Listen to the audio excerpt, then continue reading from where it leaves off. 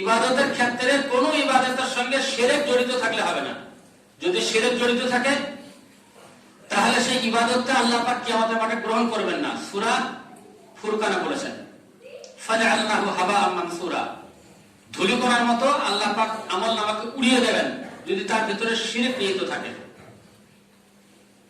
এখন আমাদেরকে বুঝতে হবে, আমরা শুধু বুঝি শিরক বলতে মাজার পুজো করা, শিরক বলতে ঠাকুর পুজো করা, শিরক বলতে কবর পুজো করা, শিরক বলতে গাছ পুজো করা, পাথর পুজো করা, প্রতিমা পুজো করা, এইসব আমরা এইসব ভাবি। কিন্তু না, এছাড়া অনেক শিরক আমাদের বাড়িতে ঢোকানো আছে, অনেক শিরক আমাদের বাড়ির ভিতরে ভরা আছে, কিন্তু আমরা বেশিরভাগ ক্ষেত্রে সেটা লক্ষ্য করে দেখি না। যাই হোক, সেটা থেকে আমাদেরকে বাঁচতে হবে। এখন আমরা যেহেতু মুসলিম, তো মুসলিম হলে এই পাঁচটা জিনিসের ভিতরে যদি ধনী হয় তাহলে পাঁচটাই তার উপরে খরচ, যদি ধনী না হয়, গরিব মানুষ হয়, তাহলে দুটো জিনিস বাদ যাবে তার। একটা হচ্ছে যাকাত আর একটা হচ্ছে হজ। এই যাকাত এবং হজটা বাদ দিয়ে বাকি যে তিনটে থাকছে, এই তিনটে যদি কেউ করে তাহলে সে মুসলিম হয়ে যাবে। আর যদি এই তিনটের মধ্যে একটা কেউ ছেড়ে দেয় তাহলে সে আর মুসলিম থাকবে না, এবং ইসলামিক আইনে তার খুন, ইসলামিক রাষ্ট্রের জন্য ইসলামিক শাসন ব্যবস্থার হিসাবে তার খুন হালাল হয়ে যাবে। অর্থাৎ তাকে তার শিরোচ্ছেদ করে তাকে হত্যা করতে হবে, সে আর মুসলিম থাকবে না। যেটা বললাম এটা হাদিস। এখন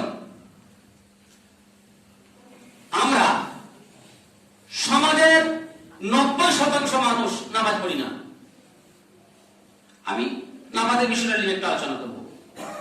সমাজের 90% মানুষ নামাজ পড়ি না, 10% আমরা নামাজ পড়ি। তো এই নামাজ আমরা কেন পড়ি না? আমাদের কি আল্লাহ পাক ছাড় দিয়েছেন? আর যারা নামাজ পড়ি না, নিশ্চয় তাদের নামাজে বিশ্বাস নাই। তাহলে সেই 90% মানুষ জুম্মার দিনে মসজিদে কেন হাজির হয়ে ভিড় করে? হাদিস কোরআনে বলা হয়েছে যে যারা নামাজ পড়ে না তাদের জুম্মার দিনে নামাজ পড়লেই যথেষ্ট হবে। যদি এরকম নির্দেশ থাকে তাহলে আমাদের জুম্মায় আসাটা সঠিক আছে। আর যদি এই নির্দেশ না থাকে তাহলে আমরা কার নির্দেশে শুধু জুম্মা করতে আসি? যদি জুম্মা পড়লে হয়ে যায়, জুম্মাটা যদি এত গুরুত্বপূর্ণ হয়, তাহলে বাকি নামাজ যেগুলো আছে, আরো যে 5 ওয়াক্তের নামাজ অন্যান্য দিনের আছে, জোহর, আসর, মাগরিব, এশা, ফজর, এই নামাজগুলো কি আমাদের কাছে জুম্মার থেকেও কম গুরুত্বপূর্ণ? জুম্মাটা শুধু ফরজ, ওইগুলো কি ফরজ নয়? যদি ফরজ হয় তাহলে আমরা কেন করি না? আমরা তো যারা এসছে তারা সবাই মুসলিম। আমাদের আকীদা বলছে 5 ওয়াক্ত নামাজ পড়তে হবে। যিনি নামাজ পড়েন না তাকে জিজ্ঞেস করুন, বলবে নামাজ পড়তে হবে। নামাজ না পড়লে সে মুসলিম থাকবে না। একজন মদখোর, নেশা করে, তাকে জিজ্ঞেস করুন, বলবে নামাজ না পড়লে মুসলিম থাকবে না। একজন চোর, তাকে জিজ্ঞেস করুন, বলবে নামাজ না পড়লে মুসলিম থাকবে না। একজন ডাকাত, জিজ্ঞেস করুন, বলবে নামাজ না পড়লে মুসলিম থাকবে না। একজন পার্টির নেতা, তাকে জিজ্ঞেস করুন, সেও বলবে নামাজ না পড়লে মুসলিম থাকবে না। একজন ভালো মানুষ, তাকে জিজ্ঞেস করুন, সেও বলবে নামাজ না পড়লে মুসলিম থাকবে না। আমরা সবাই, প্রত্যেক শ্রেণীর মানুষকে জিজ্ঞেস করুন, প্রত্যেকে বলবে যে নামাজ না পড়লে সে মুসলিম থাকবে না। এটা মুসলিমদের আকীদা, আল্লাহ রহমত। তা সত্ত্বেও কেন মুসলিমরা নামাজ পড়ে না? আমি এই কেন পড়ে না এর উত্তরটা প্রত্যেকের অন্তর থেকে নিশ্চয়ই আমি দিতে পারবো না। তবে সার্বিকভাবে একটা মূল্যায়ন আপনাদের সামনে তুলে ধরবো, হয়তো সেটা বেশিরভাগ লোকের ক্ষেত্রে মিলে যেতে পারে। সার্বিকভাবে আমি যেটা ধরবো তুলে, সেটা হয়তো বেশিরভাগ লোকের ক্ষেত্রে মিলে যেতে পারে। যেমন প্রথমত হচ্ছে আমাদের মধ্যে খুলুসিয়াতের অভাব। আল্লাহ পাক বলেছেন, ওয়া মা উমিরু ইল্লা লিয়াবুদুল্লাহ মুখলিসিনা লাহুদ্দিন। তোমাদেরকে একমাত্র হুকুম দেওয়া হয়েছে যে আল্লাহর ইবাদত করবে খুলুসিয়াতের সঙ্গে, আন্তরিকতার সঙ্গে। তো আমাদের যে আন্তরিকতা, আমাদের যে উদারতা থাকা দরকার ছিল ধর্ম সম্পর্কে, নামাজ সম্পর্কে, আমাদের সেই উদারতা, সেই আন্তরিকতা আমাদের মধ্যে নাই। মাঠে আমরা ধান রোয়াই, এখন ধান রোয়া কাজ চলছে। এই জমি চাষ করার ক্ষেত্রে আমাদের যে আন্তরিকতা আছে, সেই আন্তরিকতা থাকার কারণে আমি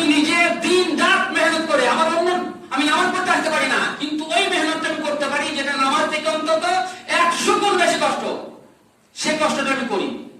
যদি আমি না পারি তাহলে আমার কোন মানুষ কোন লেবার করে আমি আমার সেই কাজটা করার চেষ্টা করি, যেমন করে হোক পয়সা দিয়ে, নিজে না পারলে পয়সা দিয়েও চাষটা করাই, কারণ আমার ওর মধ্যে আন্তরিকতা থাকে। আমি ব্যবসা করি, আমার ব্যবসা বাড়তে বাড়তে একদম অনেক বড় হয়েছে, আমার দ্বারা আর সম্ভব নয় ব্যবসা করা। এখন আমি প্রয়োজন হলে ক্যাশে বসে থাকি, লোক রাখি, অন্য লোক দিয়ে পয়সা দিয়ে লোক দিয়ে আমি ব্যবসাটা চালু রাখি, কারণ হচ্ছে আমার সেখানে আন্তরিকতা থাকে। আর আমাদের আন্তরিকতা শুধু নামাজে নাই, তাই আমরা এটাকে অবহেলা করেছি। আর আন্তরিকতা যদি আমাদের মধ্যে না থাকে তাহলে কেউ নামাজ পড়তে পারবে না, কেউ নামাজ পড়তে পারবে না। যদি আন্তরিকতা না থাকে, শুধু নামাজ নয়, যদি তার মধ্যে আন্তরিকতার অভাব থাকে, তাহলে একটা নামাজি তার সম্পর্কে কোরআন শরীফ বলেছে, আকিমুস সালাহ, তোমরা নামাজ পড়ো, ইন্নাস সালাতা তানহা আনিল ফাহশা ওয়াল মুনকার। কেননা নামাজ প্রত্যেকটা মানুষের নোংরা এবং খারাপ চরিত্র থেকে তাকে দূরে রাখে।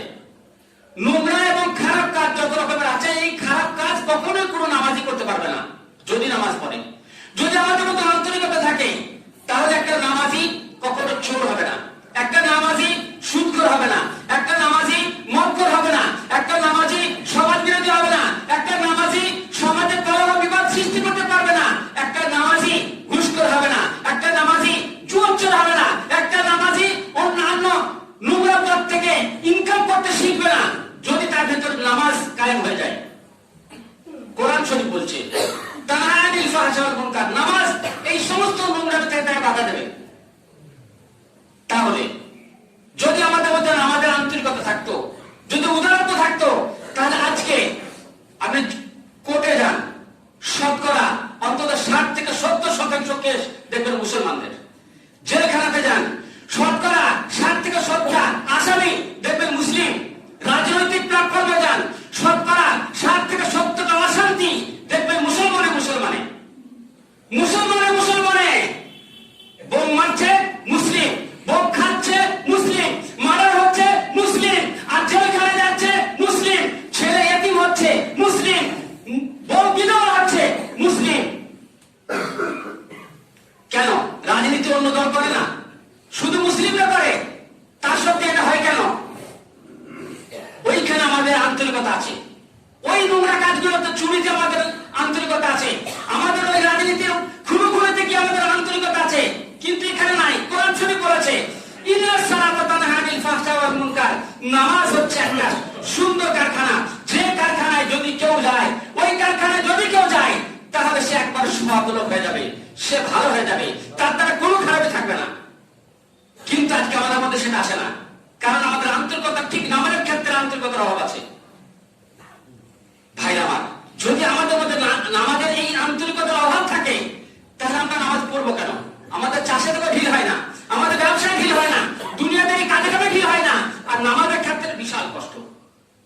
একটা মানুষ ভোর 4টার সময় ওঠে এবং সে সন্ধ্যা 8টা পর্যন্ত মেহনত করে, তার মেহনতে কোনো ক্লান্তি নাই, তার মেহনতে কোনো অলসতা নাই, কিন্তু নামাজের ক্ষেত্রে তার বিশাল ক্লান্তি, বিশাল অলসতা। এসব নামাজটা পড়ে শোয়ার সময় হয় না, ফজরের নামাজে তো জামাত আসার টাইম হয় না, অথচ ফজরের সময়তে এইখান থেকে একটা মানুষ বাস স্ট্যান্ডে গিয়ে লেবার ধরে নিয়ে এসেছে ধান রোয়াতে যায়। এইখান থেকে ফজরে আমি আজকে যখন আজান দিতে আসছি, মানুষ তখন দেখছি ধরে নিয়ে মাঠে যাচ্ছে ধান পুঁততে, মাঠে যাচ্ছে কাজ করতে, কোনো অসুবিধা নাই, কিন্তু মসজিদ আসতে তার কষ্ট হয়।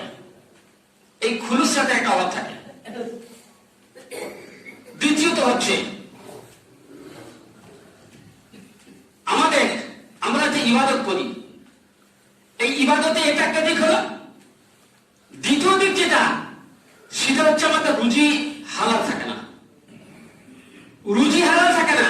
আর আপনারা জানেন হাদিসে বলা হয়েছে একজন সাহাবা এলেন আল্লাহর রাসূলের কাছে এবং তিনি বললেন, ইয়া রাসূলুল্লাহ, আপনি বলেছেন মুসাফির অবস্থায় কোন মানুষ যদি দোয়া করে তাহলে তার দোয়া কবুল হবে। আর সাহাবারা বলেছেন লোকটাকে দেখে বোঝা যাচ্ছে যে সে সফর করে এলো, তার শরীরে ধুলো ময়লা দেখে, চুলে কাপড় জামা কাপড়ে ময়লা দেখে বোঝা যাচ্ছে লোকটা সফর করছে। তিনি বলছেন যে আমার এই পরিস্থিতি, আমি দোয়া করছি কিন্তু কবুল হচ্ছে না কেন? আল্লাহ রাসূল তার উত্তরে বললেন, মালাবাসুম হারামুন ওয়া মাতআমুহুম হারামুন ওয়া তাকুলু আল্লাহ আল্লাহ আইনা ইস্তাদাবু লিযালিক। একটা মানুষ মালাবাসুম হারামুন, তার শরীরে যে পোশাক আছে সেটা হারাম, মাতআমুহুম হারামুন, এবং সে যেটা খাবার খায় সেই খাবার ও গুজিয়াবিল হারামে, আর সবসময় হারামই খায়। ও তাকুলু আল্লাহ আল্লাহ আয়না ইস্তাজাবু লিযালিক, এরপরে আল্লাহ আল্লাহ করো, তো কিভাবে কবুল হবে? কিভাবে কবুল হবে? কারো যদি রুজি হালাল না থাকে, বলা হয়েছে তার ইবাদত তার কানের উপরে যাবে না। কারো যদি রুজি হালাল না থাকে, তাহলে তার ইবাদত তার কানের উপরে যাবে না। আমাদের কাছে রুজির বিষয়টা আমরা সবাই জানি যে হালাল রুজি খেতে হবে, আমরা সবাই জানি। 100% মুসলিম জানে যে রুজি খেতে হবে হালাল, আর এটাও জানে যে কেউ হারাম খেলে তার ইবাদত কবুল হবে না, সবাই জানি। কিন্তু কার্যকারিতার ক্ষেত্রে আমাদের গাফলাতি আছে, কার্যকারিতার ক্ষেত্রে আমাদের গাফলাতি আছে। আমরা কখনোই ভেবে দেখি না আমার যে রুজিটা খাচ্ছি এটা হালাল হচ্ছে না হারাম। আমরা সংসারের হিসাব করি, লাভ লোকসানের হিসাব করি। ইবাদতের ক্ষেত্রে আমাদের এই হিসাব হয় না যে আমি যেটা করছি এটা সঠিক করছি না ব্যাঠিক করছি। আমি যেটা করছি আমার সেই কাজে আমার যে রুজি ইনকাম করছি, আল্লাহ রাসূল বলেছেন কিয়ামতের মাঠে মানুষকে 5টা হিসাব দিতে হবে। 5টা হিসাব যতক্ষণ না দেবে ততক্ষণ থেকে এক পা নড়তে দেওয়া হবে না। লা তাসুলু কদমা ইবনে আদম, তার মধ্যে একটা হচ্ছে ওয়া আম্মালিহি মিন আইনা ইকতাসাবাহু ওয়া ফীমা আনফাকাহু। দুটো হিসাব হচ্ছে তার মধ্যে মালের উপরে, দুটো হিসাব মালের উপরে। কি? মিন আইনা ইকতাসাবাহু, রোজগার করার সময় আমার রুজিটা কোথা থেকে এলো, রোজগার করার সময় আমার যে রোজগার করছি সেই ইনকামটা আমার সোর্স অফ ইনকাম কোথা থেকে আসছে, হালাল পন্থায় না হারাম পন্থায়, এইটা আমরা লক্ষ্য করি না। যদি হারাম পন্থায় এসে থাকে, এরপরে সেই মালটা যখন খরচ করলাম, আয়না ইকতাসাবাহু, কোথা থেকে ইনকাম করলাম, ফীমা আনফাকাহু, এবং কোথায় সে মালটা খরচ করলাম। খরচ করার যে পদ্ধতি সেটা হালাল পদ্ধতি না হারাম পদ্ধতি, ইনকাম করার যে পদ্ধতি সেটা হালাল না হারাম, আমরা এটা আদৌ ভাবি না। এর মধ্যে দেখা যায় কেউ জুয়ার মাধ্যমে রোজগার করছে, কেউ লটারির মাধ্যমে রোজগার করছে, কেউ সুদের মাধ্যমে রোজগার করছে, কেউ হয়তো অন্যের মাল হরণ করে রোজগার করছে, কেউ আর কারো হরণ মেরে রোজগার করছে, কেউ হয়তো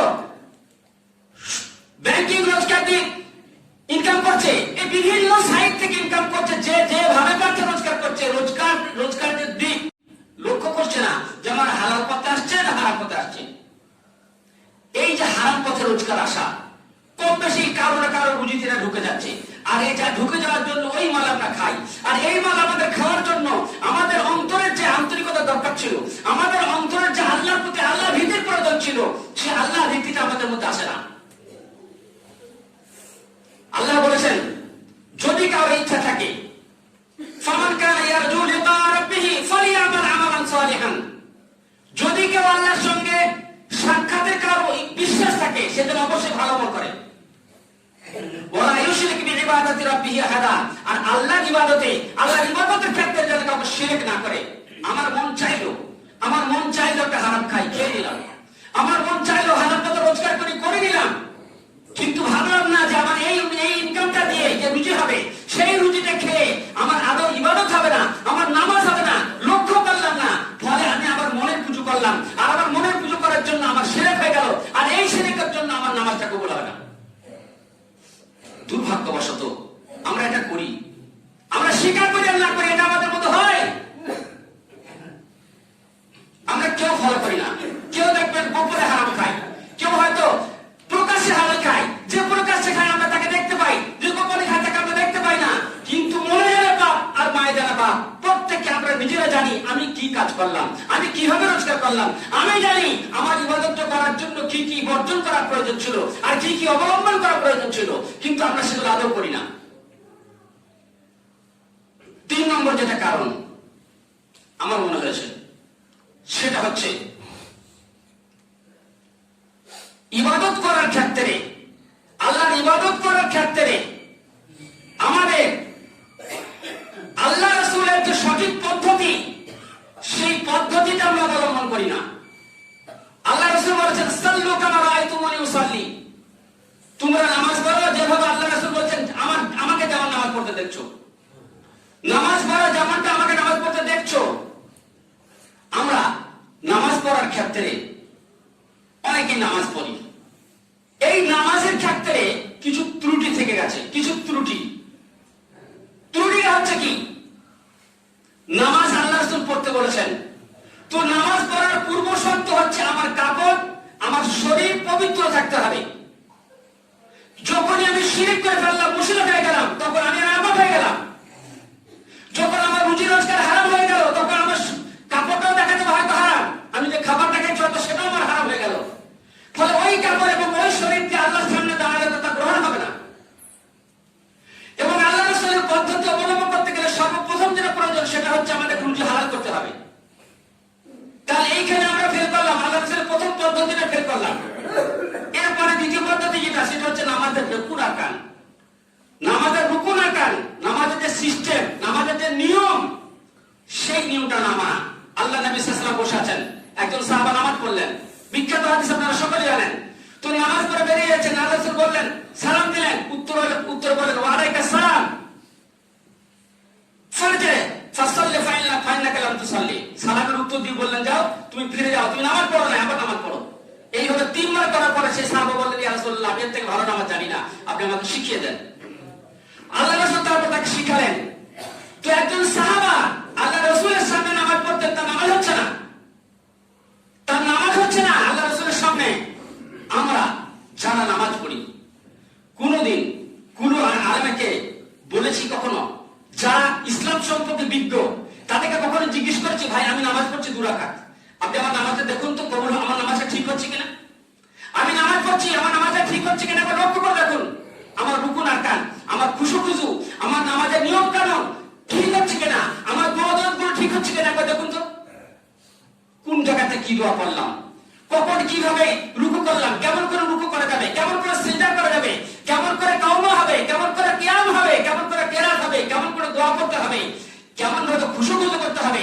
আমরা তার এই যে সিস্টেম, এই বিষয়টা নিয়ে, নামাজের যে সিস্টেম, এই বিষয়টা নিয়ে আমরা কখনোই কোনো গুরুত্ব দিয়ে রেখি নাই যে আমার নামাজটা হচ্ছে কিনা। আসি, নামাজ আরম্ভ করে দিলাম। ছোটবেলা থেকে কোনোদিন দোয়া শেখে নাই, নামাজটা পারে নাই, বয়স হয়েছে, দাড়ি পেকে গেছে, দাড়ি সাদা হয়েছে, দাদু হয়েছে, নানা হয়েছে, এখন নামাজ আরম্ভ করে দিল। সামাজিকতার খাতিরে নামাজ পড়তে হবে।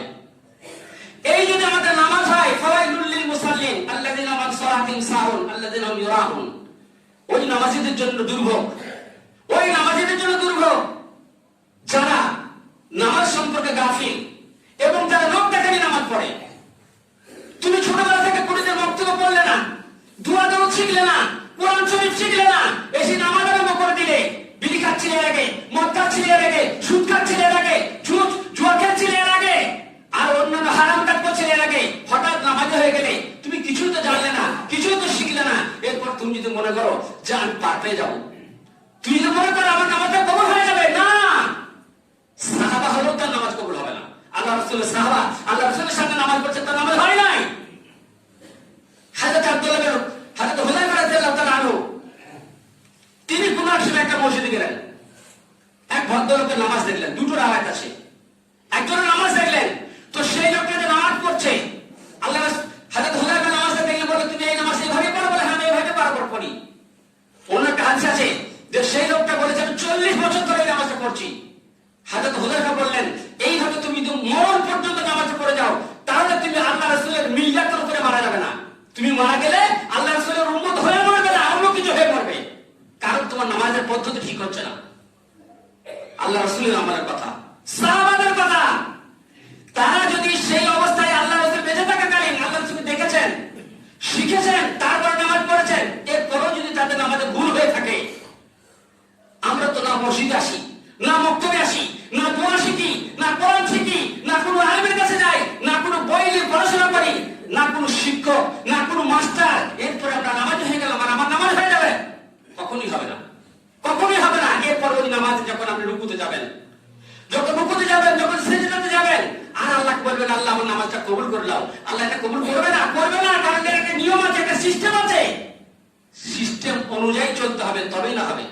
আজকে দেখছেন যে বাল্ব জ্বলছে, এই বাল্বটা আমি যদি এখানে না রেখে ঢোলে লাগিয়ে দিলাম, কারেন্টের সাথে আর্থের সাথে সংযোগ করলাম না, 2টো তারি কারেন্টে লাগিয়ে দিলাম, 2টো তারি আর্থে লাগিয়ে দিলাম, দিয়ে বাল্ব লাগিয়ে দিলাম, জ্বলবে? একটা নিয়ম আছে, সেই নিয়ম মেনে চালালে চলবে। আমার এই ফ্যানটা যদি 2টো তারি আমি কারেন্টে লাগিয়ে দিই, ফ্যানটা চলবে না। 2টো তারি যদি আর্থে লাগে, তাও চলবে না।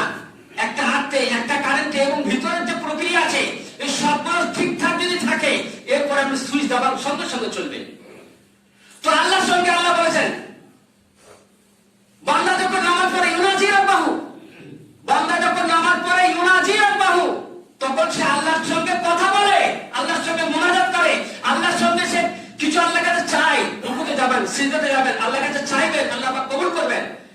আপনি একবার ভাবুন, আল্লাহর সঙ্গে কথা বলে একটা বান্দা যখন নামাজ পড়ে, আল্লাহ হচ্ছেন সেই স্রষ্টা যিনি আমাকে চোখ দিয়েছেন, যিনি আমার হাত দিয়েছেন সুস্থ হাত, যিনি আমার পা দিয়েছেন সুস্থ পা, যিনি আমার ব্রেন দিয়েছেন সুস্থ ব্রেন, যিনি আমাকে কথা বলার ক্ষমতা দিয়েছেন, যিনি আমাকে দুনিয়া এবং আখেরাত উপলব্ধি করার মতো জ্ঞান দিয়েছেন, সেই জ্ঞান, সেই হাত পা, সেই শরীরে আমরা একটু বিন্দু মাত্র সামান্য যদি সমস্যা দেখা দেয় ডাক্তারের কাছে যেতে হয়, একটু সমস্যা দেখা দিলে সামান্য মাথা যন্ত্রণা হয়, অঙ্গ প্রত্যঙ্গ সব ঠিক আছে, মাথা যন্ত্রণা শুরু হলো, এই মাথা যন্ত্রণাটাকে ঠিক করার জন্য ওষুধ খেতে হয়। তো যে আল্লাহ পাক একবারে শুরু থেকে শেষ পর্যন্ত আমার মৃত্যু পর্যন্ত টোটাল শরীরটা আমার ভালো রাখছে, প্রত্যেকটা অঙ্গ প্রত্যঙ্গকে আমার সুস্থ রাখছে, এবং তার সঙ্গে আমাকে আল্লাহ পাক একটা রূহ দিয়েছেন, একটা আত্মা দিয়েছেন, এবং বলেছেন যে ওমা ওয়াতিতু মিনাল ইলম ওয়া ইয়াসআলুনাকা আনির রূহ কুলির রূহু মিন আমরি রাব্বি। আত্মা সম্পর্কে জিজ্ঞেস করা, বলো আল্লাহর হুকুম। তো আল্লাহর হুকুম আমাদেরকে আল্লাহ পাক দিয়েছেন। এই বডিটা, আত্মা কি জিনিস আমরা আদৌ চিনি না, জানি না। এই আত্মাটা শুধু যদি কেড়ে নেয় আমি লাশ, তখন আমার নাম আর আমি নয়, তখন আমার নাম আমি থাকবো না, তখন আমাকে লাশ বলে ডাকা হবে। তাহলে শুধু একটা হুকুম, একটা আত্মা, আল্লাহর একটা নির্দেশ আমাদের বডিতে আছে, আত্মাই আমার গোটা বডিটা চলছে। আমি কথা বলছি, আমি শুনতে পাচ্ছি, আমি ঘ্রাণ পাচ্ছি, আমি কাজ করছি, আমি চলছি, আমি সবার সাথে সম্পর্ক রাখছি। আর যখন সে হুকুমটা কেড়ে নেয় আর সঙ্গে সঙ্গে সব শেষ। বলুন তো, আল্লাহ যদি আমাকে কানা করতেন, বলুন আল্লাহ যদি আমাকে ব্রেন না দিতেন, যদি মাথা খারাপ করে দিতেন, বলুন আল্লাহ যদি আমাকে দুটো পা না দিতেন, যদি হাতগুলো আমার থেকে অচল হয়ে যেত, প্যারালাইসিস হয়ে যেত, কি করতাম? সব যিনি দিয়েছেন, সব যিনি এত সুন্দর করে দিয়েছেন, সেই হাত, সেই পা, সেই ব্রেন, সেই চোখ, সেই কান, আল্লাহর ডাকে সাড়া দেবে না? যিনি এত সৃষ্টি করলেন এত সুন্দর, শুধু অক্সিজেনের যদি মূল্য চান আমরা দিতে পারবো। শুধু অক্সিজেনের মূল্য যদি চান, একবার মুখটা ঢাকা দিয়ে দেখুন, কিছুক্ষণ কেটে লাগে যে মুখটা দেখুন, অক্সিজেন যদি নাক দিয়ে না যায় বাইরে থেকে, নিমেষের মধ্যে মরে শেষ হয়ে যাবো। তাহলে যিনি এত কিছু দিচ্ছেন, এরপরে আজান হচ্ছে, আমি চায়ের দোকানে বসে আছি, আজান হচ্ছে, আমার চায়ের দোকানে টিভি চলছে, আজান হচ্ছে, আমি চায়ের দোকানে বসে আছি, আজান হয়ে গেল, তাকবীর হয়ে গেল, নামাজ হয়ে গেল, আমি বসেই আছি, যে চা বিক্রি করছি, আমি বসেই আছি, চা খাচ্ছি, আমি বসেই আছি, সিনেমা দেখছি, বসেই আছি, আমি টিভি দেখছি, বসেই আছি। বসে থাকতে থাকতে আসর গেল, জোহর গেল, মাগরিব গেল, এশা গেল, ফজর গেল, আল্লাহ 5 বার ডাকলেন, কোনো ডাকে আমরা গেলাম না, কোনো ডাকে আমরা গেলাম না। এরপর পার্টি থেকে একবার বলা হলো চলো অমুক জায়গাতে মিটিং আছে, তখন আমরা সবাই ছুটলাম, ছেলে থাকলো, বউ থাকলো, সংসার থাকলো, ছুটলাম। একবার ডাকে, আর আল্লাহ প্রতিদিন 5 বার ডাকছেন, আমি বসে আছি, আমি সুস্থ, আমার ব্রেন সুস্থ, আমার চোখ সুস্থ, আমার হাত পা সুস্থ, তারপরে বসে আছি। জবাব দিতে পারবেন? আল্লাহ তো জিজ্ঞেস করবে, আল্লাহ তো জিজ্ঞেস করবে, বলো তোমাকে সুস্থ শরীরকে এত কিছু দিয়েছিলাম, এত নেয়ামত দিয়েছিলাম, সুম্মা লা তুসআলুনা ইয়াওমা ইযিন আনিন নাঈম। কিয়ামত মাঠে এই নিয়ামত সম্পর্কে আল্লাহ জিজ্ঞেস করবেন, বলো কি উত্তর দেবে? এই নিয়ামত গুলোর জন্য কি উত্তর দেবে? লাইন শাকারতুম লাযিদান্নাকুম ওয়া লাইন কাফারতুম মিন আযাবিল শাদীদ। আল্লাহ বলেছেন যদি তোমরা শুকরিয়া করো, এত কিছু আল্লাহ দিয়েছেন, যদি শুকরিয়া করো তাহলে আল্লাহ পাক তোমাদের আরো বাড়িয়ে দেবেন, আরো বাড়িয়ে দেবেন। তোমার চায়ের দোকান আছে, চায়ের দোকান আছে, এরপর তোমার তাকে তোমার লোহার আটার দোকান হবে। তোমার শুধু চায়ের দোকান আছে, একটা সময় হুকুম হতো হ্যাঁ বড় ধরনের একটা কারখানা করতে পারবে। আজকে তুমি মানে সামান্য কয়েকশো টাকার মালিক ছেলে, লাখপতি হবে, করোড়পতি হয়ে যাবে তুমি। আল্লাহ তোমাকে আরো বাড়িয়ে দেবেন যদি তুমি তার শুকরিয়া করো, তাকে ডাকো, তাকে চাও। উদউনি আস্তাজিব লাকুম, তোমার চাও, আল্লাহ দেবেন, তিনি রেডি আছেন, তৈরি আছেন দেওয়ার জন্য। আর আল্লাহর কাছে চাওয়ার সবথেকে সহজ মাধ্যম হচ্ছে এই নামাজ। আল্লাহর কাছে চাওয়ার সবথেকে সহজ এবং সরল মাধ্যম, সবথেকে উত্তম যে মাধ্যম, সেটা হচ্ছে নামাজ। নামাজের মাধ্যম দিয়ে আল্লাহ পাক সবথেকে নিকটবর্তী হয়। তিনি যে যাকে নামাজের মাধ্যম দিয়ে আল্লাহ বলেছেন ওয়াস্তাইনু বিস-সাবরি ওয়াস সালাহ, তোমরা নামাজ এবং ধৈর্যের মাধ্যমে আল্লাহর কাছে চাও, সাহায্য চাও, আল্লাহ সাহায্য করবেন। কিন্তু দুর্ভাগ্য, আমরা আজকে সেই নামাজ আল্লাহ রাসূলের পদ্ধতি অনুযায়ী পড়তে শিখি নাই। আল্লাহ রাসূলের সেই পদ্ধতি অনুযায়ী আমরা নামাজ পড়তে শিখি নাই, শেখার চেষ্টাও করি না। অথচ লম্বা একটা সময় পাচ্ছি আমরা, কেউ 60 বছর, কেউ 70, কেউ 80, কেউ 90, 100 বছর আমরা টাইম পাচ্ছি। এই টোটাল টাইমের ভিতরে আমি একটা নামাজের দোয়া শিখতে পারি না। অথচ আমি মাঠে 1 কাঠা জমি থাকে না, 1 কাঠা 1 ছটার জমি আমার ছিল আমার বাবার, আমি সেখান থেকে 5 বিঘে, 7 বিঘে, 10 বিঘে, 20 বিঘে, 30, 50 বিঘে করে ফেললাম। বড় বড় অট্টালিকা বানিয়ে